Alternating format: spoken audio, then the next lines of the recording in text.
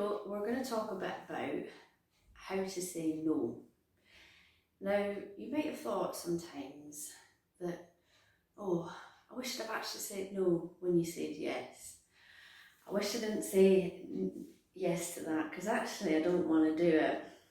Or in relation to your loved one, you may feel that you have to say yes to things when actually your mind's telling you to say no.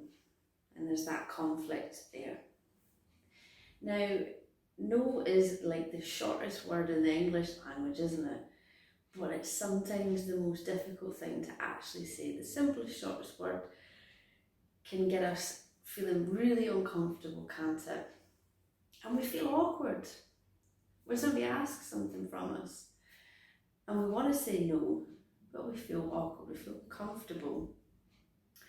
So we're going to talk about here how you can say no without feeling guilty, and the importance of being able to say no to people when you want to say no. Now, I'm going to talk through some points here about saying no. Now, this doesn't just have to apply to your relationship with your loved one and that communication there. Saying no can be communicating with anybody saying no, can't it? So, the importance about saying no to things that you want to say no for is about developing that respect for yourself. Once you respect yourself, you then invite other people to respect you as well, so that you've got those personal boundaries about, okay, this is what I am willing to do, but actually I'm not willing to do that, and that's okay. It's not about living your life how other people want you to live it, it's about how you want to live it yourself. So it's thinking about what are those personal boundaries that you might have and those commitments to yourself and honouring that, respecting yourself, and then that invites other people to respect you too. Thinking about what are your priorities, what's important to you, and maybe writing some of those things down, because that might help you to stop agreeing to things that you don't want to go along with, that you've got sort of no real inclination of doing. So what might be your priorities? And it might be, for example, saying no to your loved one when they ask you for money, because you don't want to give them money, because you don't want to help them to then buy drugs or alcohol with that. So that might be something that's a priority to you, but it could be something completely different.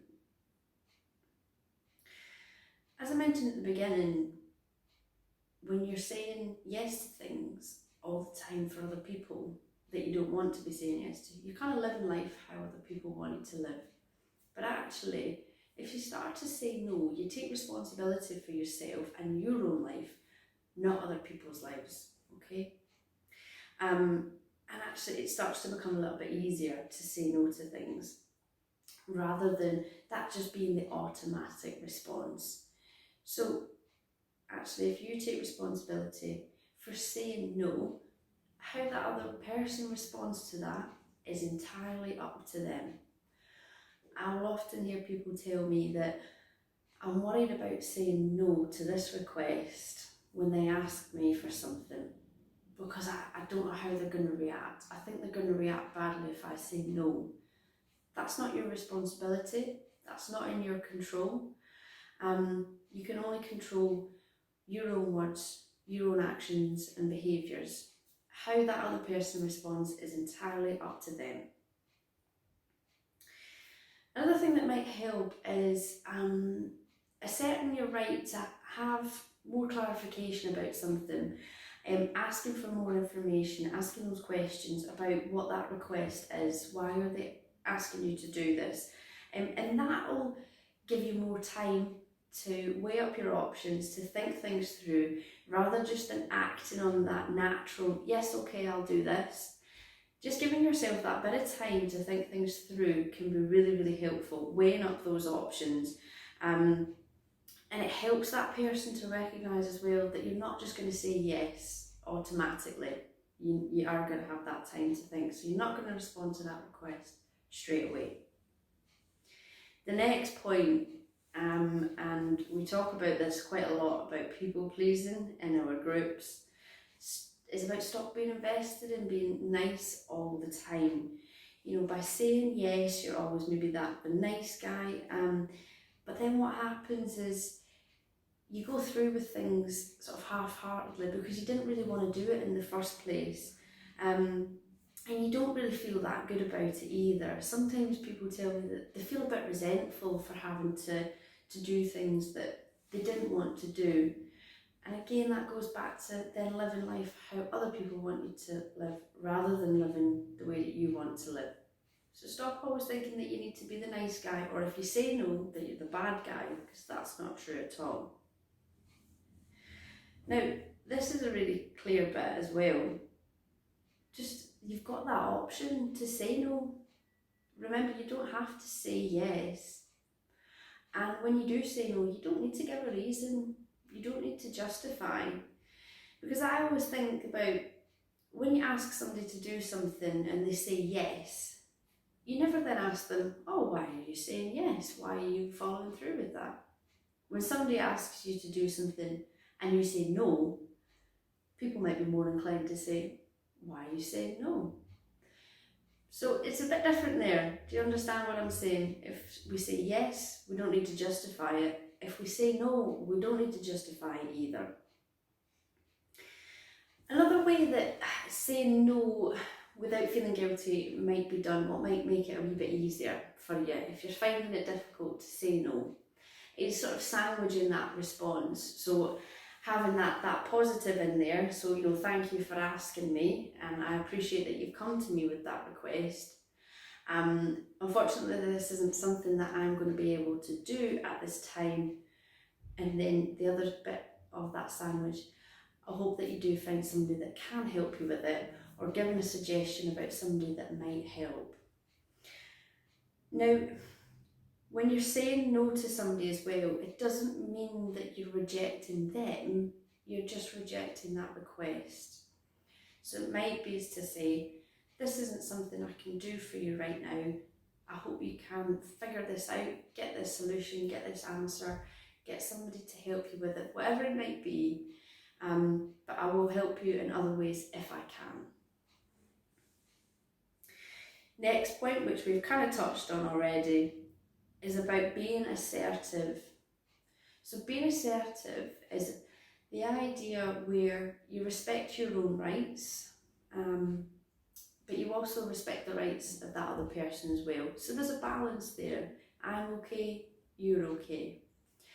And if you're being assertive, you're not having to then kind of give a long explanation, as we said. You're not having to then justify your reason, and you're certainly not having to apologise either.